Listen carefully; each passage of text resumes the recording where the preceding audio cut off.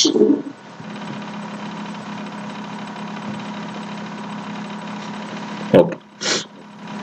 So ఈ రోజు class లో మనము పోయట్రీలో 5వ poem the road not taken, Robert Frost రాసినటువంటి పోయం ని మనం చదువుకుందాము. ఈ పోయం ని చిన్నప్పటి నుంచి చదివి చదివి చదివి చదివి చాలాసార్లు చదివినాం కనుక దీని ఎక్కువ ఎక్స్ప్లెనేషన్ లేకుండా క్లుప్తంగా ఏదైతే ఎగ్జామినేషన్ పాయింట్ ఆఫ్ వ్యూలో అవసరమో దాన్ని మాత్రం ఎక్స్ప్లెయిన్ చేస్తాను. మాక్సిమం ఒక హాఫ్ అన్ అవర్ లో పోయం ఎక్స్ప్లెనేషన్ అయిపోతుంది. నెక్స్ట్ 10-15 నిమిషాలు రాబర్ట్ ఫ్రాస్ట్ రాసినటువంటి పోయంలో ఉన్న లిటరీ డివైజెస్ ఏమున్నాయి, అవి దాటిని ఏమని అంటారు, తర్వాత క్వశ్చన్ ఆన్సర్స్ ప్రాక్టీస్ చేసుకుని మనం ఈ రోజు క్లాస్ ని కంప్లీట్ చేసుకుందాం. The road not taken written by Robert Frost. So ఈ యొక్క టైటిల్ ఉంది ద రోడ్ నాట్ టేకెన్ అంటే ఎవరు పోని దారిని తీసుకున్నాను అని అర్థం అనమాట. కానీ ఇక్కడ రోడ్ అనేది యాక్చువల్ గా మెటఫర్ వాడినాడు అనమాట రాబర్ట్ ఫ్రాస్ట్. మెటఫర్ ఏం వాడినాడంటే ఈ రోడ్ ని మనకు చాయిసెస్ తో పోల్చినాడు అనమాట. అంటే లైఫ్ లో మన జీవితంలో చాయిసెస్, డెసిషన్స్ తీసుకునేదానికి మనకు 2 చాయిస్ ఉంటాయన్నమాట. అంటే 1-2 మనకు 2 ఆప్షన్స్ ఎప్పుడు ఉంటాయి జీవితంలో. 1-2 ఉన్నప్పుడు దీన్ని సెలెక్ట్ చేసుకోవాలా, దీన్ని సెలెక్ట్ చేసుకోవాలని మనం కన్ఫ్యూజన్ లో ఉంటాం అనమాట. అప్పుడు దేన్ని సెలెక్ట్ చేసుకుంటామో దాని వల్ల మన ఫ్యూచర్ అనేది ఆధారపడి ఉంటుంది అనేది మనకు ఈ పోయంలో రాబర్ట్ ఫ్రాస్ట్ చెప్పడం జరిగింది అనమాట. సో రోడ్ అనేది మనకి ఇక్కడ మెటఫర్ అనమాట. అది యాక్చువల్ గా మన జీవితంలో మనం చేసే చాయిసెస్ ని సూచిస్తుంది. కనుక క్వశ్చన్ ఎగ్జామ్ లో వచ్చింది అనుకోండి, రోడ్ నాట్ టేకెన్ పోయంలో రోడ్ అనేది what is the figures of speech used, లేదా what is the literary device used, or in which way the Robert Frost use the word road in the poem road not taken. అంటే road అనేది metaphor, అది మనకు choices ని, జీవితంలో మనకున్నటువంటి choices ని సూచిస్తుంది అనమాట, చూపిస్తుంది అనమాట. సో రాబర్ట్ ఫ్రాస్ట్ గురించి మనకు తెలుసు, Robert Frost is one of the most celebrated and very famous American poet anamata. The Road Not Taken rasindi Robert Frost was known for his mastery of rural New England setting and his keen observations of nature. The Road Not Taken is one of Frost's famous and widely acknowledged poem, first published in 1916. So 1916లో Robert Frost రాసినటువంటి road not taken అనే poem ని publish చేయడం జరిగింది. కానీ ఇందులో తమాషా అయిన విషయం ఏమంటే యాక్చువల్ గా రోడ్ నాట్ టేకెన్ అనే పోయం రాబర్ట్ ఫ్రాస్ట్ ఒక జోక్ లాగా రాసినాడు అనమాట. అంటే సీరియస్ పోయం కాదనమాట, యాక్చువల్ గా ఒక జోక్ లాగా రాసినాడు తన ఫ్రెండ్ ఎడ్వర్డ్ కోసం. ఒక జోక్ అనమాట. వాళ్ళిద్దరూ ఒక సాయంత్రం పూట లేదా సాయంత్రం పూట జనరల్ గా అనుకుంటాను, వాళ్ళు ఏం చేస్తారంటే సాయంత్రం పూట వాకింగ్ పోయినారనమాట ఇద్దరు. సో వాకింగ్ పోతున్నప్పుడు 2 రోడ్లు ఉంటే తన ఫ్రెండ్ ఆ 2 రోడ్లు ఏ రోడ్ లో పోవాలో కన్ఫ్యూజ్ అవడం చూసి రాబర్ట్ ఫ్రాస్ట్ ఒక పోయం జోక్ గా అనమాట, అంటే తమాషాగా రాసినటువంటి పోయం అనమాట. ఎప్పుడైతే తన ఫ్రెండ్ ఎడ్వర్డ్ కాలేజ్ లో ఆ పోయం చదువుతాడో ఆ పోయం చాలా మంది అప్రిషియేట్ చేయడంతో రాబర్ట్ ఫ్రాస్ట్ కూడా దాన్ని ఏం చేస్తాడంటే ఓకే ఇదేదో చాలా మంచి పోయం లాగా ఉందంటూ దాన్ని పబ్లిష్ చేయడం జరుగుతుంది అనమాట. సో ఎడ్వర్డ్ అడుగుతాడు, రాబర్ట్ ఫ్రాస్ట్ ఫ్రెండ్ అడుగుతాడు రాబర్ట్ ఫ్రాస్ట్ ని, నువ్వు అంత సిల్లీగా తీసుకోదు ఈ పోయం ని, ఈ పోయంలో చాలా అర్థం ఉంది, నువ్వు రాసిందేమో తమాషకేసి రాసినావు, జోక్ గా రాసినావు, కానీ ఈ పోయంలో చాలా అర్థం ఉంది, దీన్ని సీరియస్ తీసుకోవద్దంటే అతను ఏమంటాడు, రాబర్ట్ ఫ్రాస్ట్ నా జోక్స్ చాలా సీరియస్ గా ఉంటాయని చెప్తాడు అనమాట. సో ఇది background of the poem road not taken. The road not taken was written during a period of personal and artistic transition of forth. ఇదంతా మన థియరీ, యాక్చువల్ గా ఒరిజినల్ గా పోయం రాయడానికి మనకున్నటువంటి బ్యాక్గ్రౌండ్ అదే అనమాట. ఒక జోక్ లాగా రాసినాడు ఈ పోయం, అప్పటికప్పుడు రాసిన పోయం అనమాట రాబర్ట్ ఫ్రాస్ట్ ఎడ్వర్డ్ ని సూచిస్తూ. The poem reflects Frost contemplation of life choices and paths we choose to follow. అంటే మన జీవితంలో చాయిసెస్ ఎలా సెలెక్ట్ చేసుకోవాలి, తర్వాత ఏ దానిలో పోతే మంచిది అనే దాని మీద రాసినవని. ఇట్ ఈస్ ఆఫర్ interpreted as a meditation on the nature of decision making, individuality and the passage of time. So 3 topics ఉన్నాయి దీంట్లో. ఒకటి నేచర్ ఆఫ్ డెసిషన్ మేకింగ్, మనం డెసిషన్ మేకింగ్ ఎలా చేస్తాము, ఎందుకు చేయాలి మంచి డెసిషన్. తర్వాత ఇండివిజువాలిటీ, మన యొక్క వ్యక్తిత్వం అనేది డెసిషన్ మేకింగ్ లో బయటపడుతుంది. And the passage of time, అంటే మనం ఒక డెసిషన్ తీసుకుంటే దాని యొక్క రిజల్ట్ గుడ్ కావచ్చు బ్యాడ్ కావచ్చు, అది మనకు ఫ్యూచర్ లోనే అర్థమవుతుంది. అంటే మనం ఏదైనా సరే జీవితంలో ఒక డెసిషన్ తీసుకున్న దాకా డెసిషన్ మేకింగ్ ఎలా ఉంటుంది, తర్వాత ఇండివిజువాలిటీ మన మీద ఆధారపడి ఉంటుంది అనమాట. తర్వాత అది ప్యాసేజ్ ఆఫ్ టైం, అంటే మనం తీసుకున్న డెసిషన్ ప్రభావం మన జీవితం మీద ఎలా ఉంటుందనేది మనకు ఫ్యూచర్‌లోనే తెలుస్తుందనమాట. సో, సమ్మరీ ఒకసారి చదువుకొనేసేసి మనం పోయెమ్ స్టాంజా ఎందుకంటే స్టాంజా వైస్‌గా చూసుకొని లిటరరీ డివైస్ ఎక్స్‌ప్లెయిన్ చేస్తాను. సమ్మరీ అందరికీ తెలిసిన సమ్మరీ అనమాట. Very famous poem.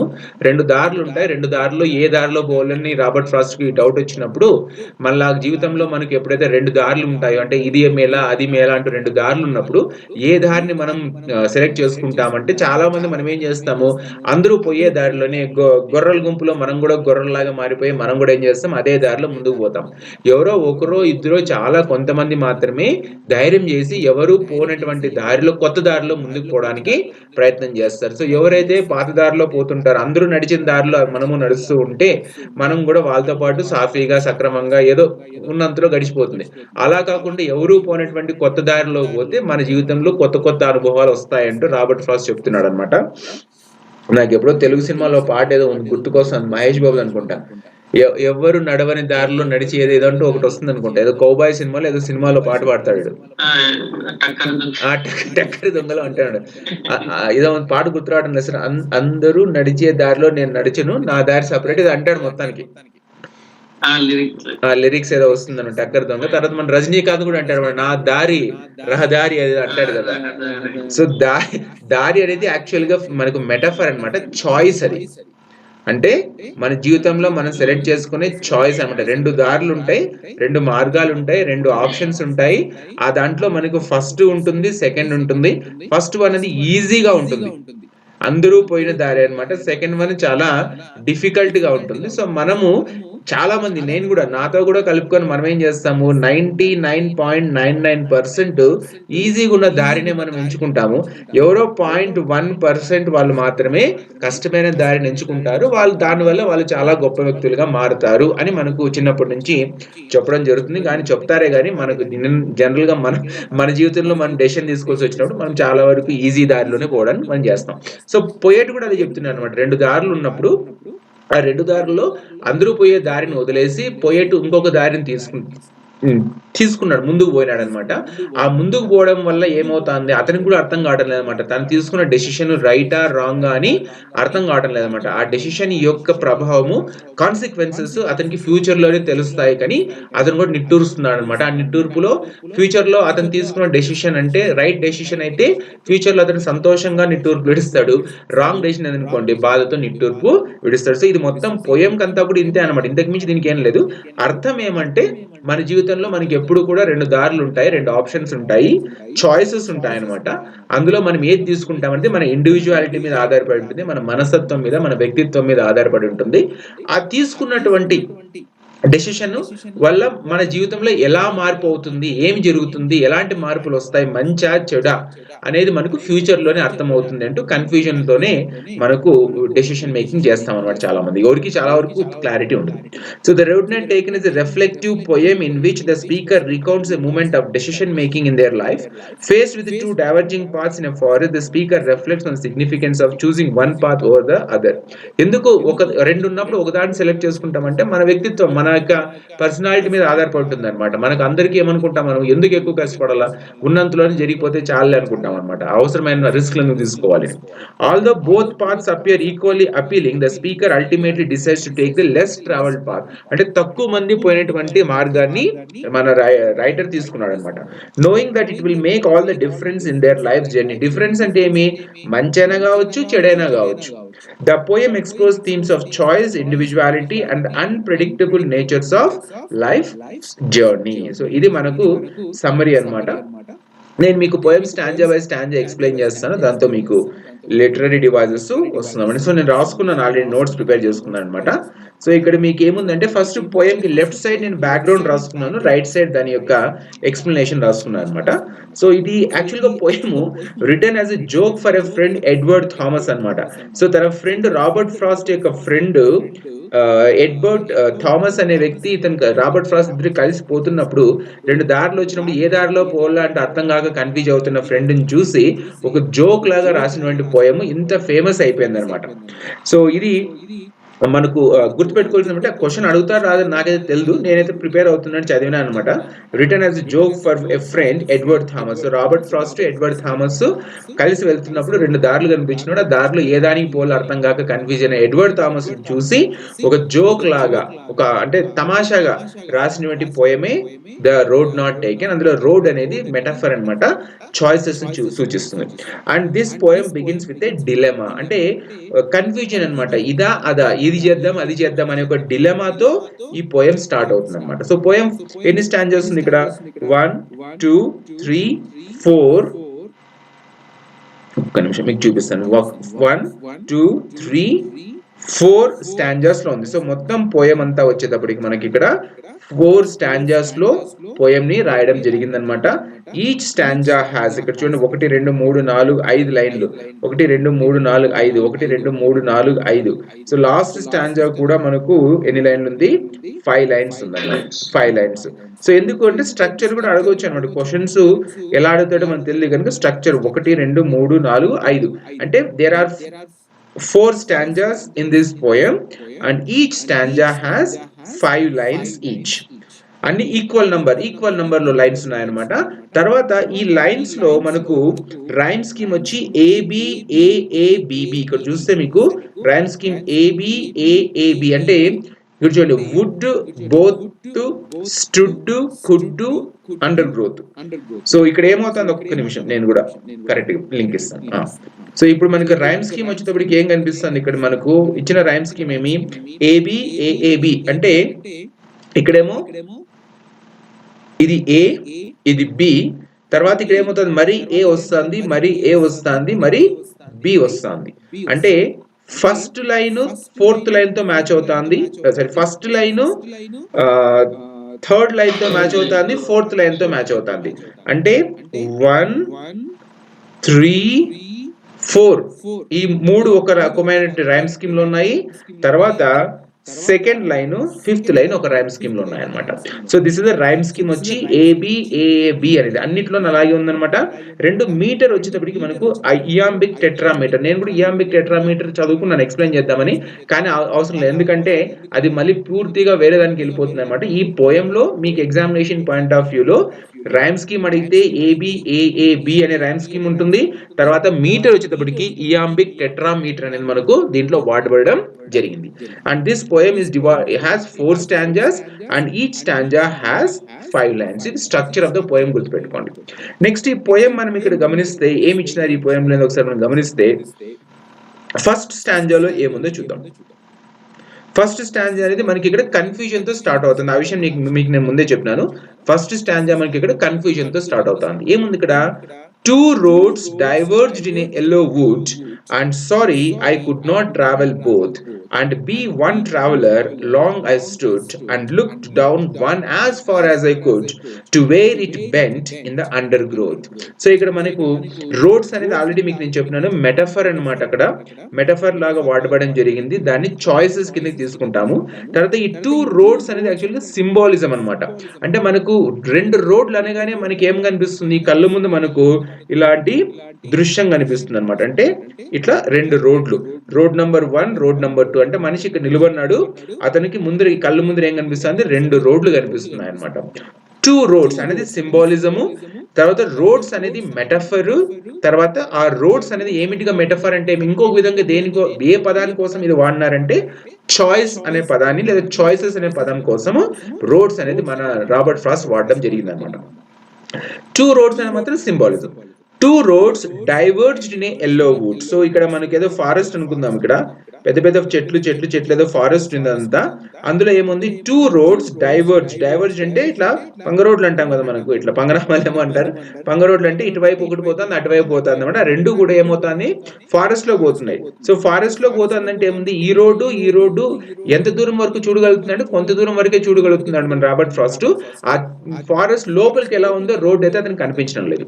Two roads diverged in a yellow wood. So ఇది ఎలాంటి ఫారెస్ట్ అంటే ఎల్లో ఫారెస్ట్. మామూలుగా ఫారెస్ట్ అంటే గ్రీన్ కలర్ లో ఉండాలని చెప్తాం, కానీ ఎల్లో ఫారెస్ట్ అనేది ఎందుకు వాడుతున్నాడంటే it shows the season, autumn season లో ఈ పోయం రాయడం జరిగిందంటూ చూపిస్తున్నాడు. తర్వాత ఎల్లో అనేది మనకి ఏమి అవుతుంది, లైఫ్ లెస్ లీవ్స్ అనమాట, మెటఫర్ లాగా వాడడం జరిగింది.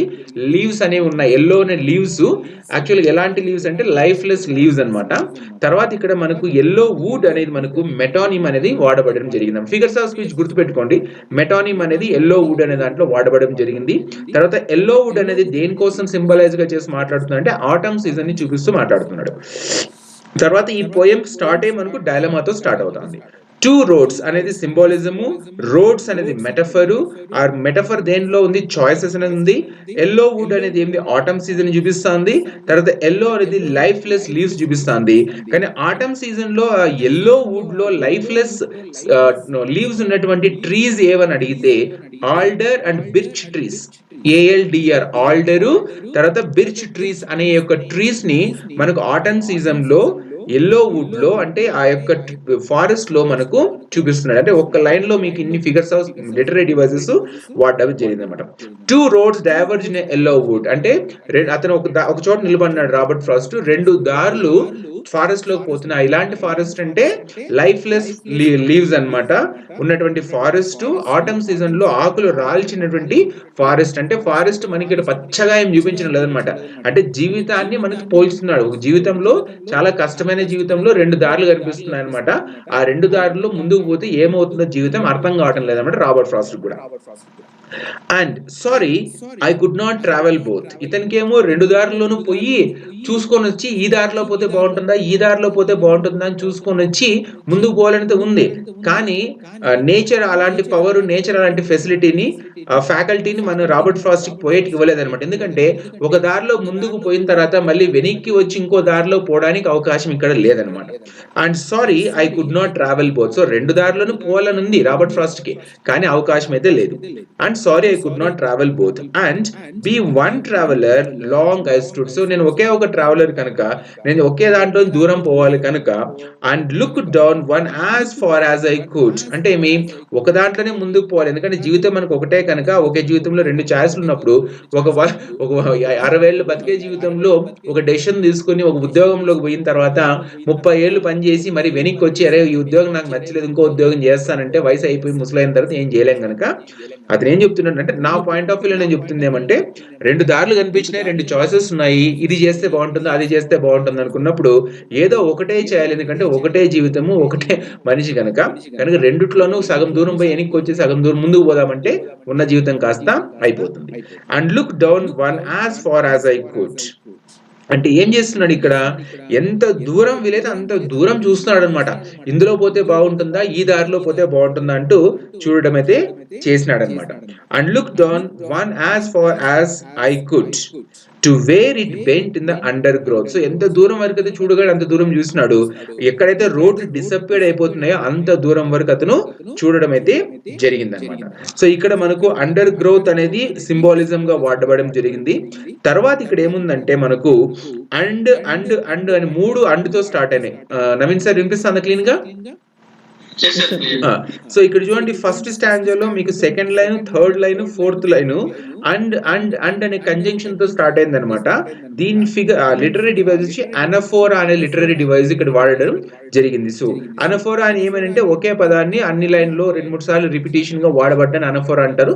కాబట్టి మీరు చెక్ చేసుకోవచ్చు. కానీ ముఖ్యమైనది ఏమంటే ఈ మూడు అండ్ అండ్ అనేది ఎందుకు వాడినాడంటే అనఫోరా అనమాట, లిటరీ డివైజెస్ ని వాడబడడం జరిగింది. రెండు తర్వాత నాలుగో సెంటెన్స్ ఐదో సెంటెన్స్ చూడండి, కంటిన్యూషన్ ఉంటుంది అనమాట.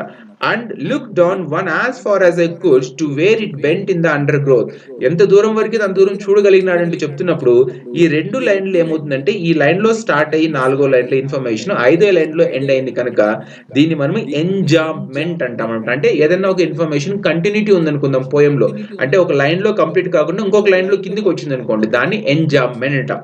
అంటే ఈ ఒక్క స్టాంజాలోనే రాబర్ట్ ఫ్రాస్ట్ సింబాలిజం వాడినాడు, మెటఫర్ వాడినాడు, మెటానిమ్ వాడినాడు, సింబాలిజం వాడినాడు, తర్వాత ఎంజాంమెంట్ వాడినాడు, అనఫోరా కూడా వాడడం జరిగింది. సో ఇన్ని ఫిగర్స్ ఆఫ్ లిటరరీ డివైజెస్ మనకు ఫస్ట్ స్టాంజోలోనే ఉంది.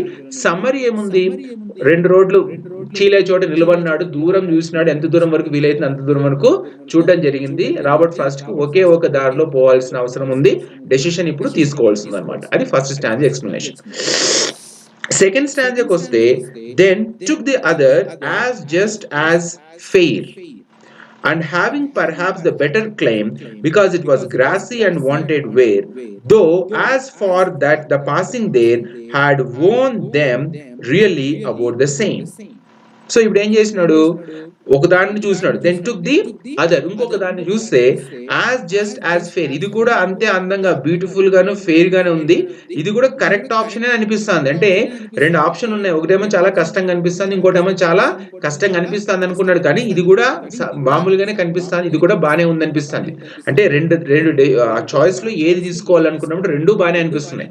And having perhaps the better claim, ఇదేమో కొంచెం బాగానే అనిపిస్తుంది, మొదటి దానికంటే రెండోదే బాగా అనిపిస్తుంది, అదర్ వన్ అనేది ఇంకొక రోడే బాగా అనిపిస్తుంది. Because it was grassy and wanted wear, అంటే చూడడానికి ఏమో అది చాలా గడ్డి ఎక్కువ ఉందన్నమాట, దాంట్లో గడ్డి ఎక్కువ ఉంది. గడ్డి ఎక్కువ ఉందంటే ఏమర్థము, చాలా తక్కువ మంది నడుస్తున్నారని అర్థం అనమాట. గడ్డి తక్కువ ఉందంటే దారిలో ఏమర్థం, ఎక్కువ మంది నడిచినారని అర్థం అనమాట.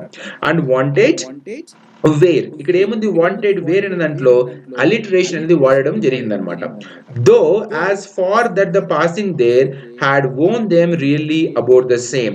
సరే, ఇతనేమనుకున్నాడు, ఇది తక్కువ మంది నడిచిన దారి కదా, అందుకే గడ్డి ఎక్కువ పెరిగింది అనుకోని కొంచెం ముందుకు పోయి చూస్తే ఇందులో కూడా చాలా మంది నడిచినారు. అంటే మరి మొదటి దారి ఈజీగా ఉన్న దారిలో కోట్లాది మంది నడిచిండొచ్చు, ఈ రెండో కష్టమైన దారిలో కూడా కొంతమంది నడిచినారు, అంటే మరి ఎవరు నడవని దారి అయితే కాదనమాట, లెస్ ట్రావెల్డ్. అది లెస్ ట్రావెల్డ్ అంటే తక్కువ మంది ట్రావెల్ చేసింది, అంతేగాని నో ట్రావెల్డ్ అయితే కాదనమాట.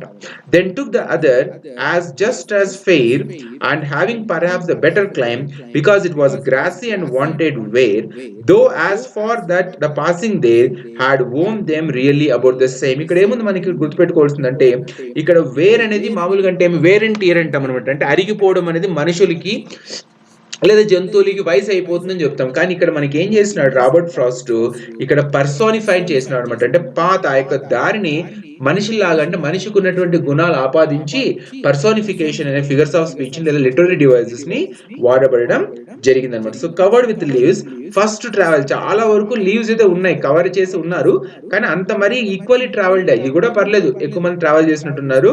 కానీ ఇతను చాలా రోజుల తర్వాత మొదటిసారి మళ్ళీ ఈ దారిలో ఇతను ప్రయాణం చేయాల్సి అవసరం ఉంటుంది.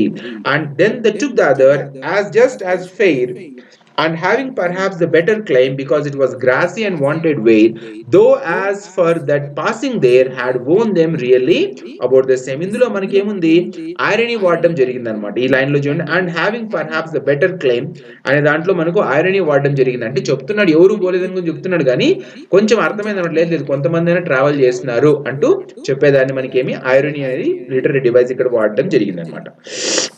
సో ఇక్కడ మీకు లెఫ్ట్ సైడ్ చూసుకుంటే నేను ఇక్కడ రాసుకున్న దాంట్లో ఏముంది, మనకు రోడ్ అనేది మెటఫర్ లాగా వాడడం జరిగింది అనమాట. రోడ్ కి యాక్చువల్ గా దేనికి వాడినాడు, చాయిస్ అని వాడడం. ఎల్లో వుడ్ అనేది కూడా మెటఫర్. ఏమి ఎల్లో వుడ్ అంటే ఐడియా ఆఫ్ చేంజ్ అనమాట. సో ఎల్లో వుడ్ అనేది మనకి ఇక్కడ పోయంలో అయితే ఉంది, ఆ ఎల్లో వుడ్ అనేది మెటఫర్ అని చెప్తున్నా, కానీ అది దేని ఉద్దేశంలో వాడినాడంటే ఐడియా ఆఫ్ చేంజ్, అంటే మార్పును సూచిస్తూ చెప్పినటువంటి ఎల్లో వుడ్ అనమాట. అంటే అడవిలోకి పోయిన తర్వాత ఏమవుతుందో ఎవరికి తెలియదు కదా, మంచి అయినా కావచ్చు చెడైనా కావచ్చు. నెక్స్ట్ థర్డ్ స్టాంజర్కి వస్తే, and both that morning equally lay in leaves no step had trodden black. So ఏమైంది, పొద్దున్నే లేదా అంటే పొద్దున్నే అంటే ఈ యొక్క దారిలో చాలా లీవ్స్ అయితే ఉన్నాయి, equally lay in leaves no step had trodden black, అంటే ఇంతవరకు అడుగులు వేసిన వాళ్ళు ఎవరు లేరు, లెస్ ట్రావెల్డ్ రోడ్ అనమాట. కనుక ఇతనికి మాత్రం ఏం కనిపిస్తుంది, అడుగులు ఎవరు పోయి అంటే ఎవరు ఇంతకు ముందు నడిచినట్లు కనిపించలేదు.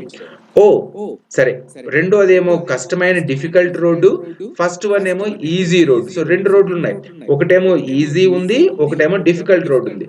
రాబర్ట్ ఫ్రాస్ట్ ఏమో ఈజీ రోడ్ ని పరిశీలించినాడు, డిఫికల్ట్ రోడ్ ని పరిశీలించినాడు. మరి అంత డిఫికల్ట్ అయితే అనిపించలేదు, పర్లేదు కొంచెం నడిస్తే జరిగిపోతుంది అనుకున్నాడు. ఇప్పుడు అతను డెసిషన్ తీసుకోవాలి, ఈజీ రోడ్ లో పోయే డెసిషన్ తీసుకుందాం అనుకున్నాడా లేదా డిఫికల్ట్ రోడ్ లో ట్రావెల్ చేద్దాం అనుకున్నాడా అని ఆలోచించి అంటే మన జీవితంలో కూడా అంతే అనమాట. ఏమైనా రెండు దారులు ఉన్నప్పుడు, రెండు చాయిసెస్ ఉన్నప్పుడు, రెండు ఆప్షన్స్ ఉన్నప్పుడు ఈజీగా ఉన్నదని తీసుకొని సుఖపడతాంలే జీవితంలో అనుకుంటాం. నేను కూడా ఎట్లా అనుకుంటాను అనమాట. కానీ రాబర్ట్ ఫ్రాస్ట్ ఏం డెసిషన్ తీసుకుంటాడో చూద్దాం. And both the morning equal line leaves no step at road. అంటే రోడ్ 1 లో ఫస్ట్ రోడ్ లో ఎవరు పోలేదు, సెకండ్ రోడ్ లోనే ఎవరు పోలేదు. Oh I kept the first for another day yet knowing how way leads on to way. I doubted if I should ever come back. So ఇతను ఏం చేసినాడు, లెస్ ట్రావెల్డ్ రోడ్ సెలెక్ట్ అంటే easy road వద్దనుకున్నాడు, difficult road లో లేదా less travelled road select చేసుకుని ముందుకు పోదామని decision అయితే తీసుకున్నాడు. అంటే కష్టమైన దారిలో ముందుకు పోదామని డెసిషన్ తీసుకున్నాడు. Oh I kept the first for another day, easy దాన్ని మరోసారి ట్రై చేద్దాంలే అనుకున్నాడు. ఎట్ నోయింగ్, కష్టమైన రోడ్డుని తీసుకుంటూ, అంటే ఎట్ నోయింగ్ అంటే తెలిసి తీసుకున్నాడు decision. Knowing how way leads on to way, అంటే ఈ దారిలో కష్టమైన దారిలో తక్కువ మంది ప్రయాణం చేసిన దారిలో ముందుకు పోవడం చేస్తున్నప్పుడు ఏమవుతుందో జీవితంలో, ఆ డెసిషన్ రైట్ అవుతుందా రాంగ్ అవుతుందా, అసలు ఒక్కసారి నేను ముందుకు పోయి వెనక్కి రాగలనా లేనా అని అతనికి డౌట్ అయితే కలిగింది. I doubted if I should ever come back. ఒక్కసారి ఒక డెసిషన్ తీసుకొని ముందుకు పోయిన తర్వాత మళ్ళీ నేను వెనక్కి రాగలనా లేనా అంటూ రాబర్ట్ ఫ్రాస్ట్ కూడా డౌట్ పడుతున్నాడు.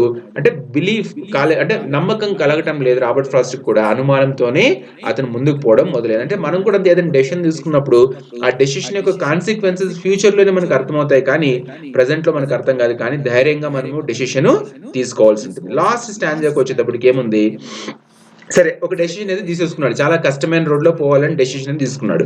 ఆ డెసిషన్ తీసుకున్న తర్వాత ఏమనుకుంటున్నాడు Robert Frost, I shall be telling this with a sigh. అంటే తన మనములకో మనమరాళ్ళకో లేకపోతే నెక్స్ట్ జనరేషన్ వాళ్ళకో నేను ఈ కథను చెప్తాను, ఈ కష్టమైన దారిలో ముందుకు పోయినాను కనుక నాకు జరిగిన ఎక్స్పీరియన్సెస్ ని నేనేం చేస్తాను ఫ్యూచర్ లో ఎవరికైనా చెప్తాను. I shall be telling this with a sigh. Sigh అంటే ఒక నిట్టూర్పు అనమాట. ఎలాంటి నిట్టూర్పు కావచ్చు అది, somewhere ages and ages hence. So alliteration అనమాట.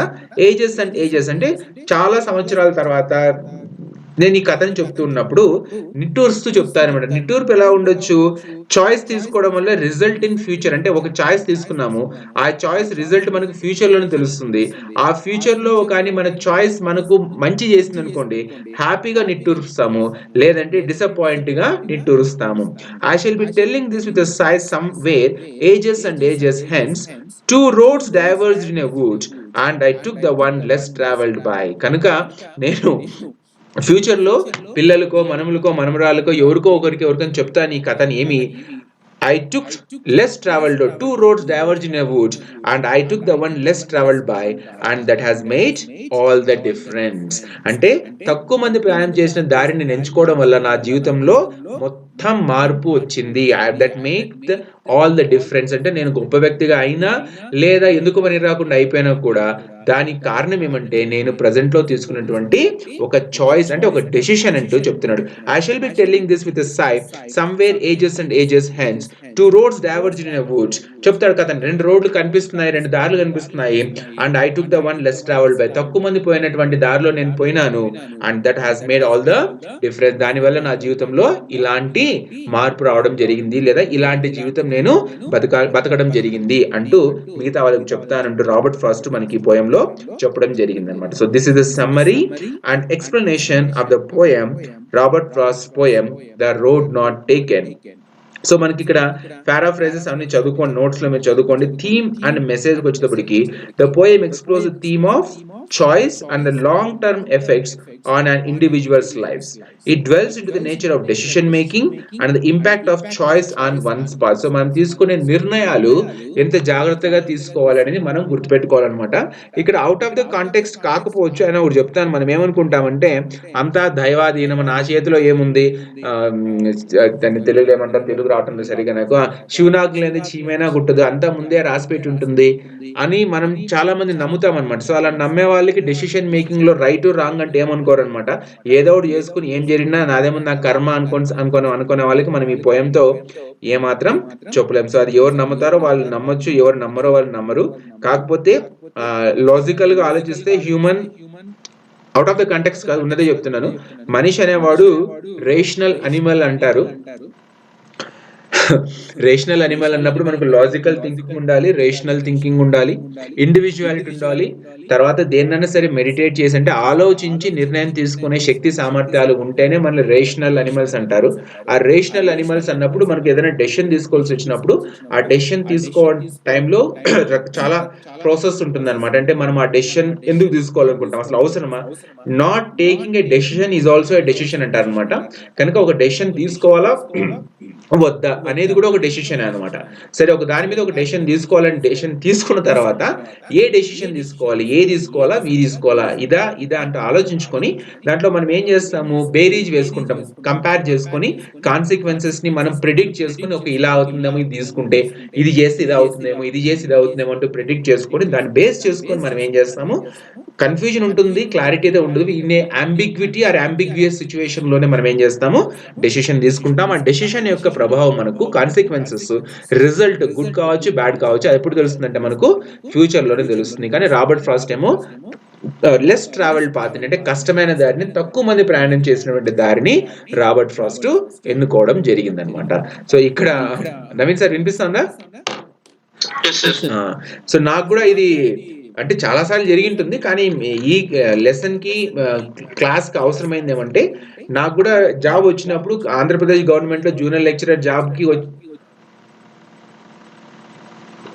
ఏపీలో ఆంధ్రప్రదేశ్ లో జైల్ గా కూడా సెలెక్ట్ అయినాను. తర్వాత కేవీఎస్ లో కూడా సెలెక్ట్ అయ్యాను అనమాట. సో రెండిట్లో ఏది పోవాలి అంటే చాలా మంది నాకు చెప్పింది ఏమంటే, ఎందుకు పోతావు, దూరం ఎందుకు పోతావు, ఆంధ్రాలో లెక్చరర్ అయితే పని చేసినా పని చేయకపోయినా జరిగిపోతుంది, ప్రశాంతంగా ఉండొచ్చు. అదే ఊర్లో కాలేజ్ ఉంది, హిందూపూర్లోనే చదువుకున్నాం కనుక హిందూపూర్లోనే కాలేజ్ ఉంది, జూనియర్ కాలేజ్లో జాబ్ వస్తుంది, హిందూపూర్లో 10 సంవత్సరాలు చేయి, చిలుమత్తూరులో 10 సంవత్సరాలు చేయి, 10 సంవత్సరాలు మడక్సిరలో చేస్తే 3 సార్లు 30 సంవత్సరాలు అయిపోతుంది, ఇంక ఇంట్లోనే ఉండొచ్చు, ఆడే కట్టుకోవచ్చు, ఆడే ఉండొచ్చు, పెళ్ళాం బిడ్డలతో ఉండొచ్చు అని చెప్పినారు అనమాట. కొంతమంది మాత్రం ఒకరు ఇద్దరు మాత్రమే కంపేర్ చేసుకోమని చెప్పినారు. ఏం కంపేర్ చేసుకోమన్నారంటే జీతం ఎంత వస్తుంది అడిగినారనమాట. వినిపిస్తుందా నవీన్ సార్? సో జాబ్ వచ్చినప్పుడు ఇట్లా ఒక అతనికి ఫోన్ చేసి చెప్పినా అనమాట, అన్న ఇట్లా నాకు జాబ్ వచ్చింది, ఏపీలోను జూనియర్ లెక్చరర్ జాబ్ వచ్చింది, కేవీఎస్ లోను జాబ్ వచ్చింది, దేనికి పోవాలన్నా అంటే, ఎంత వస్తుందమ్మా నీకు శాలరీ, ఎంత వచ్చింది, ఫస్ట్ మంత్ శాలరీ ఎంత వస్తుంది చెప్పు నాకు నువ్వు అన్నాడు. కేవీఎస్ లో ఇంత వచ్చిందన్న నాకు ఫస్ట్ మంత్ శాలరీ వచ్చిందంటే, ఆయన ఏమన్నా అంటే, చూడు బాబు, నేను 10 ఏళ్ళు జూనియర్ లెక్చరర్ గా పనిచేసినానని ఇప్పుడు కూడా నాకు నీకు వస్తున్న ఫస్ట్ మంత్ శాలరీ నాకు రావటం లేదు, ఆంధ్ర ఏమొద్దు, సెంట్రల్ గవర్నమెంట్కి వెళ్ళిపో అని చెప్పిన అనమాట. తర్వాత నేను కూడా ఆలోచించుకున్నాను, నేను జైలు అయితే ఆడే ఉండొచ్చు, అదే హిందూపూరు, అదే మడక్సిర, అదే చిలుమత్తూరు, అక్కడెక్కడే చెప్పుకుంటూ బతికేయచ్చు అనుకుని, తర్వాత అనిపించింది లేదు, కొంచెం జీవితం చూడాలంటే బయటికి పోవాలి, కష్టం ఉంటుంది, తెలియని ప్రదేశాలు, తెలియని ప్రజలు, భాష రాదు, ఏమి రాదు, కల్చర్ డిఫరెన్సెస్ ఉంటుంది. కాకపోతే దూరం పోవడం వల్ల కొంచెం మనకు లైఫ్ ఎట్లా ఉంటుంది అనేది బయట తెలుస్తుంది అని కొంచెం ధైర్యం చేసి కేవీఎస్ లోకి వచ్చిన. ఇప్పుడు వరకు పర్లేదు, ఇప్పుడు వరకు అయితే పర్లేదు. ఇంకా జీతం విషయానికి వస్తే ఇంకా బియాండ్ ఎక్స్పెక్టేషన్ అనమాట. ఎవరైతే టీచర్ అయితే ఎంత సంపాదించుకుంటారని ఎవరైతే నమ్ముతుంటారో వాళ్ళ ఎక్స్పెక్టేషన్ కి ఏ మాత్రము అందదనమాట. అంత శాలరీ నాకు మంత్లీ వస్తుంది అనమాట. కనుక లెస్ ట్రావెల్డ్ పాత్ అనేది ఎప్పుడు కన్ఫ్యూజింగ్ ఉంటుంది. Right decision or wrong decision ఎప్పుడు అనిపిస్తూనే ఉంటుంది. కష్టాలు ఉంటాయి తక్కువ మంది పోవడంతో, కానీ దాని యొక్క ప్రయోజనాలు కూడా అంతే ఉంటాయి అన్నమాట. కనుక సో మీకైనా నాకైనా ఎవరికైనా కానీ జీవితంలో 2 దారులు ఉన్నప్పుడు, చాయిసెస్ తీసుకోవాల్సి వచ్చినప్పుడు దేన్ని తీసుకుంటారని, అది it depends upon individuality, it depends upon individual capacity and thought process అనమాట. మన ఇంట్లో మనం ఉందాం, బయటికి పోవడం ఏంటికి, వాళ్ళతో వీళ్ళతో గెలవడం ఎందుకులే, హిందూపూర్ వాళ్ళకి అరంటిపూర్ వాళ్ళు అంటే నచ్చదు, అరంటిపూర్ వాళ్ళకి హిందూపూర్ వాళ్ళు నచ్చదు, ఇట్లా అనుకున్నాం అనుకోండి, మన ఊర్లో మనకే కష్టం అనిపిస్తుంది అనమాట. పక్కింటి వాళ్ళు కూడా నచ్చకుండా అయిపోతాం, పక్కింటి వాళ్ళు కూడా కష్టం అనుకుంటే అనమాట. కనుక it depends upon the individual decision making, it depends upon individual ability and capacity and the thought process అనమాట. So coming back to the poem, Robert Frost the less travelled path తీసుకున్నాడు రాబర్ట్ ఫ్రాస్ట్, దాంతో గొప్ప వ్యక్తి అయినాడు అని మనం అనుకోవచ్చు అనమాట. సో మనం ఇంకా లాస్ట్ ఎండింగ్ లో మన క్వశ్చన్ ఆన్సర్స్ దాన్ని మనం కొంచెం ప్రాక్టీస్ చేసుకుని ఈ పోయం ఇంతటితో మనం ముగిద్దాం. Naveen sir, first question. What is the central theme of Robert Frost's poem, The Road Not Taken? First option, the importance of taking decisions based on societal expectations. Second option, the inevitability of regret in life. Option C, the significance of choices in shaping one's destiny. Option D, the idea that all paths lead to the same destination. Answer which, sir? Sir, C option. Correct, sir. Right. Second question చదవండి. In the road not taken, what does the speaker ultimately express about the choice he made?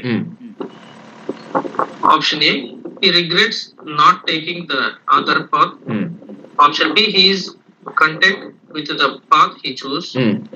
Option C, he wishes he had never faced the choice. Option D, he believes his choice was insignificant. చూడండి ఒక్క నిమిషం, ఇదేం call వచ్చింది, మీరు చూడండి. ఏది answer, ఇది ఒకసారి చూడండి.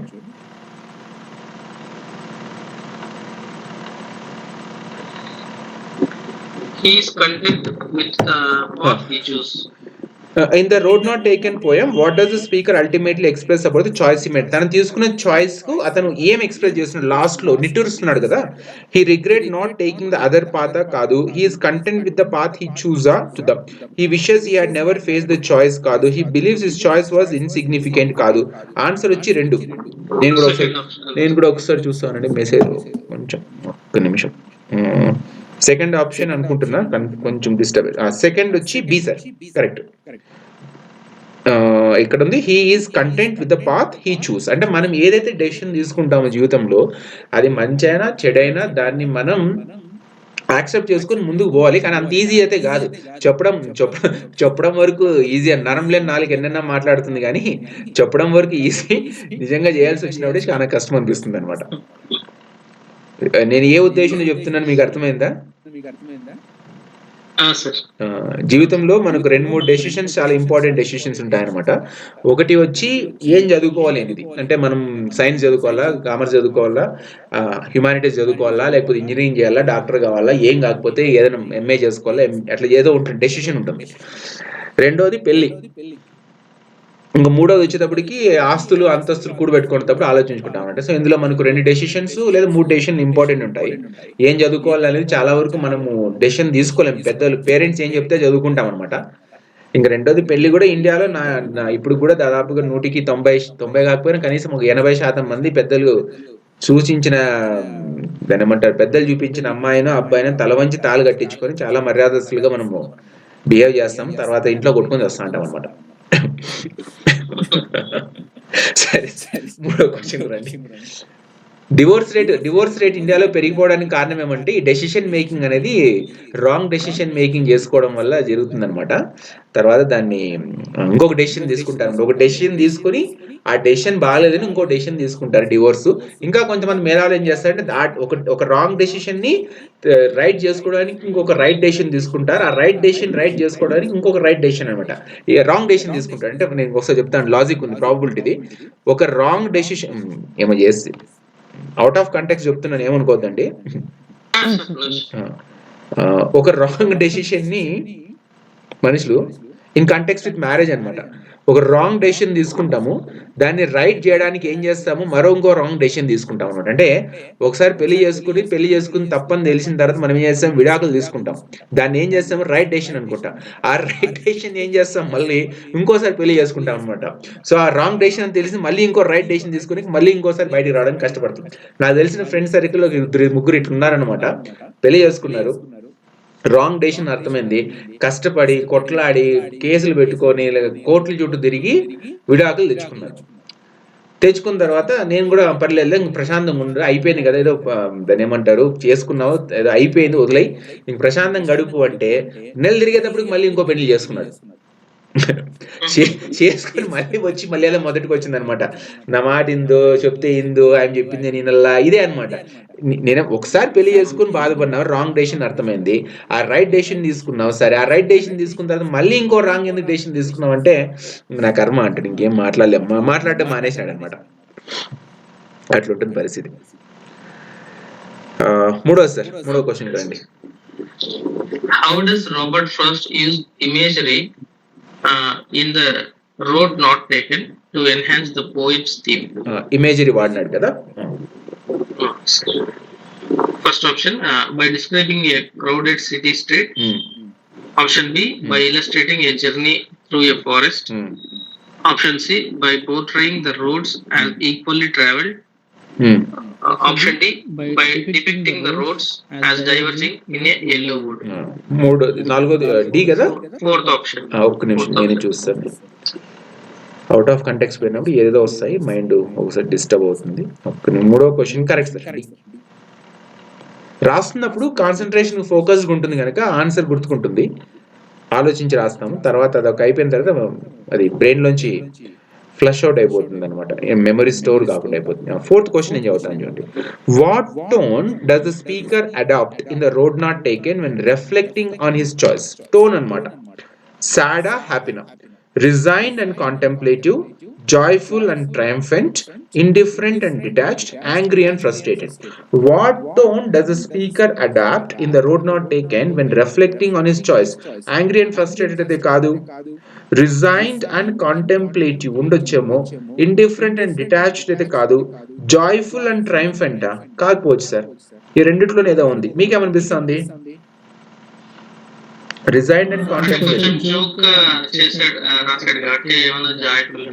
అదే టోన్. రిజైన్డ్ అండ్ కాంటెంప్లేటివ్ ఆలోచిస్తున్నాడు కదా అతను, ఇంకా reflecting on his choice. Joyful సంతోషంగా అయితే లేడు, ఇండిఫరెంట్ అండ్ డిటాచ్డ్ కాదు. చూద్దామనండి ఆన్సర్ ఏమి ఇచ్చినారు, నాకు గుర్తు రావడం లేదు. నాలుగో క్వశ్చన్ ఆన్సరు కదులు. నాలుగో question answer A sir, resigned and contemplative correct. ఐదో క్వశ్చన్ చదవండి. How does the poem The Road Not Taken conclude regarding the impact of the speaker's choice? Option A, the choice made is shown to be inconsequential. Option B, the speaker's choice is depicted as a defining moment. Option C, the poem ends with a focus on the regret of not choosing differently. Option D, the speaker suggests that all choices lead to similar outcomes. How does the poem The Road Not Taken conclude regarding the impact of speaker's choice? ఏమవుతుంది, కన్ఫ్యూజన్లో ఉన్నాడు. కాకపోతే తన ఫ్యూచర్లో తన పిల్లలకి చెప్పుకుంటాడు, నేను ఇట్లా ఒక కష్టమైన రోడ్డుని తీసుకున్నా, ముందుకు పోయడం వల్ల మొత్తం ఇలా నా జీవితం అయ్యింది అనే చెప్తున్నాడు అతను. So the choice made is shown to be inconsequential కాదు. The speaker's choice is depicted as defining moment correct కావచ్చు. The poem ends with a focus on the regret of not choosing differently కాదు. The speaker suggest that all choices lead to similar outcomes కాదు. నాకు తెలిసి B ఉండొచ్చు sir, ఉండొచ్చు. చూద్దాం ఒకసారి అప్పుడు ఏమి ఇచ్చిన ఆన్సర్. క్వశ్చన్ నెంబర్ 5 కి వచ్చి option B correct sir. Last question చదవండి, 6th question. In the road not taken, how does the speaker describe the two paths he encounters? First option, both paths are equally worn and covered in leaves. One path is clearly more traveled than the other. That is second. A third option, both paths are equally worn and overgrown. Option D, one path is smooth and the other is rough. One path is clearly more traveled than the other. One path is smooth and the other is rough. Bina's Dina.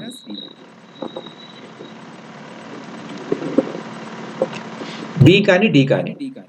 అక్కడ మనకు పోయంలో ఏం చెప్తున్నాడు, how does the speaker describe the two paths encounter? ఒకటి less travelled, ఒకటి తక్కువ మంది travel చేసినారని చెప్తున్నాడా, స్మూత్గా ఉంది రఫ్గా ఉందని చెప్తున్నాడు దారిలో?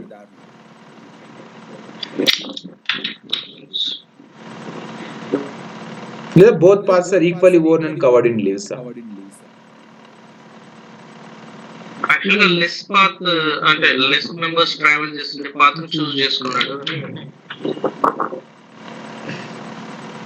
ఇక్కడ మనకు రెండు దారులు చూపించినాడు కదా, ఆ రెండు దారుల్ని ఎలా చూపించినాడు, ఈ రెండు దారుల్ని అనేది క్వశ్చన్ అనమాట. In the road not taken how does the speaker describe the two parts he encounter? ఇక్కడ నిలబడి అనుకున్నాం, ఇక్కడ నిలబడి చూస్తున్నాడు, ఇక్కడ రెండు వైపులు చూస్తున్నాడు, ఆ రెండు దారుల్ని ఎలా డిస్క్రైబ్ చేసినాడు?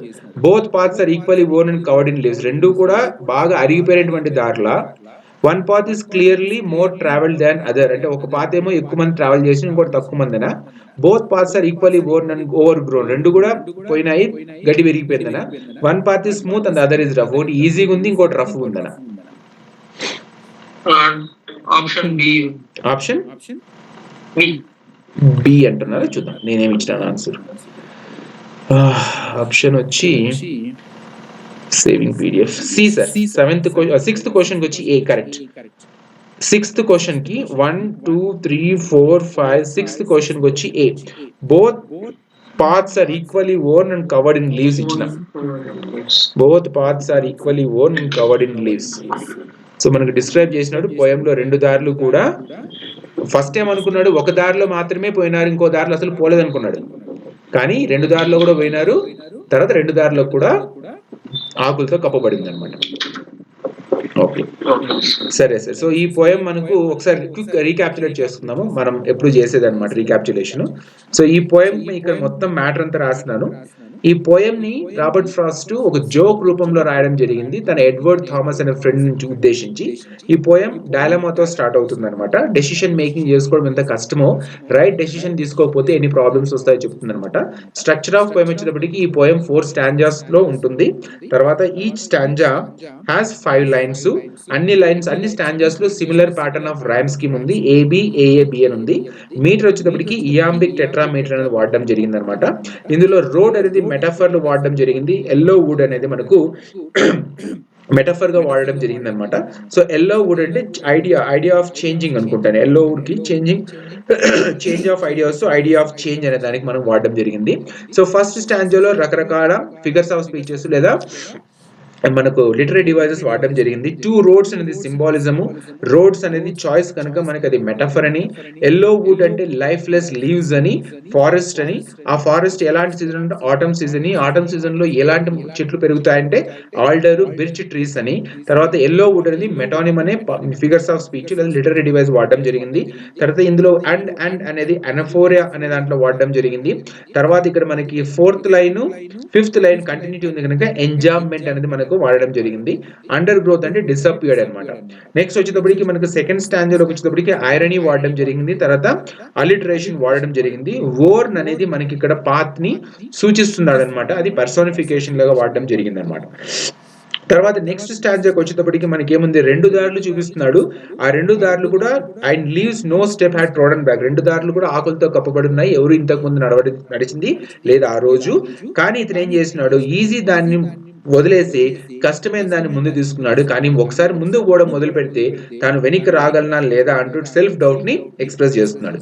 లాస్ట్ స్టాంజాలో ఏం చెప్పినాడంటే, లాస్ట్ స్టాంజ్కి వచ్చేటప్పటికి ఏమైంది సెలెక్ట్ అయింది ఇక్కడ.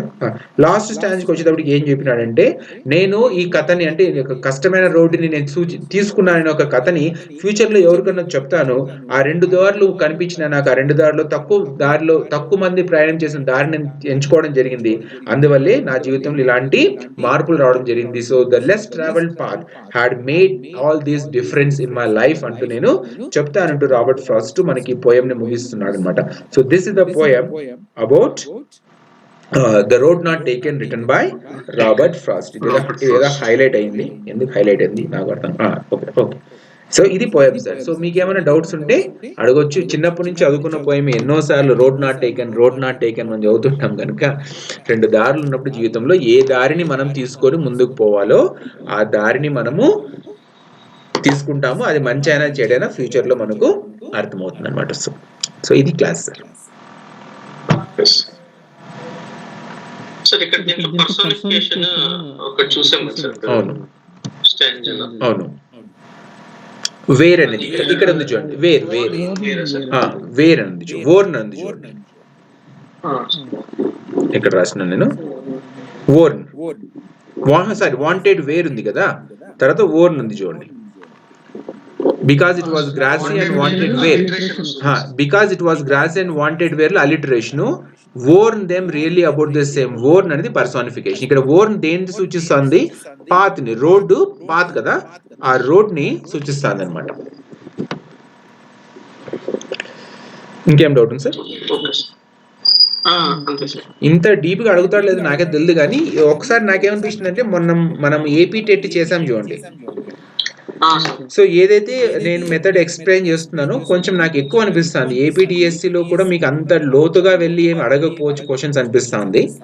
టెట్ క్వశ్చన్ పేపర్ చూసిన తర్వాత పైపైన అడుగుతున్నాడు. లిటరేచర్ లో కూడా పైపైన అడుగుతున్నాడు. సమ్మరీ మీద క్వశ్చన్స్ అడుగుతున్నాడు. తర్వాత లిటరీ డివైజెస్ మీద క్వశ్చన్స్ అడుగుతున్నాడు. మరీ డీప్ గా పోయి రాబర్ట్ ఫ్రాస్ట్ జోక్ గా రాసినాడా, లేకపోతే డెసిషన్ మేకింగ్ లో డైలమాతో స్టార్ట్ అయిందా, ఎంజామ్మెంటా, ఇట్లాంటి అంతగా అయితే ఆటమ్ సీజనా ఇలాంతా అయితే అడగకపోవచ్చు అనుకుంటా. కానీ చదువుకోవడం వల్ల మంచిది కదా సార్. ఇది ఏ ఎగ్జామ్ కాకపోతే ఇంకో ఎగ్జామ్ కన్నా పనికి వస్తుంది. నేను ఒక క్వశ్చన్ ప్యాటర్న్ ఎలా చూసాను సార్, ఇప్పుడు wanted wear road not taken by Robert Frost లో వాంటెడ్ వేర్ అంటాడు. అది ఏ type of literary device? Alliteration. Four choice. Alliteration. అలా అలిటరేషన్ అంటే repetition of the same sound. మరి అందులో మనకు అసోనెన్స్ కాన్సోనెన్స్ ఉంటాయి. వావల్ సౌండ్ రిపిటేషన్ అయితే అసోనెన్స్, కాన్సోనెంట్ సౌండ్స్ రిపీట్ అయితే అలిటరేషన్. అసోనెన్స్ ఉంటాయి సార్. కాన్సోనెంట్ సౌండ్స్ ఒకటి వస్తుంది, వావల్ సౌండ్స్ ఒకటి వస్తుంది. Repetition of same vowel sound ఒకటి, repetition of same consonant sounds ఒకటి. అలిటరేషన్ రెండు డివైడ్ అవుతుంది. సరేనా సార్? ఇంకేమైనా క్వశ్చన్స్ ఉన్నాయా? రేపు క్లాస్ లో నెక్స్ట్ పోయము ఏది ఇచ్చినాడు? నెక్స్ట్ పోయము ఇప్పుడు హాలిడేస్ అనమాట. యాక్చువల్ గా మాకు 4 రోజులు హాలిడేస్ కనుక మైండ్ ప్రశాంతంగా చెప్తాను. లేకపోతే అక్కడ స్కూల్లో పంచాయతీలను చేసుకొని వచ్చి వీటికి వచ్చి మళ్ళీ కూర్చొని చెప్తున్నప్పుడు mind concentration. So a slumber did my spirit seal words for the. Next class లో మనం ఈ పోయం ని చదువుకుందాం sir. Okay sir. Good night. Good night sir. Good night.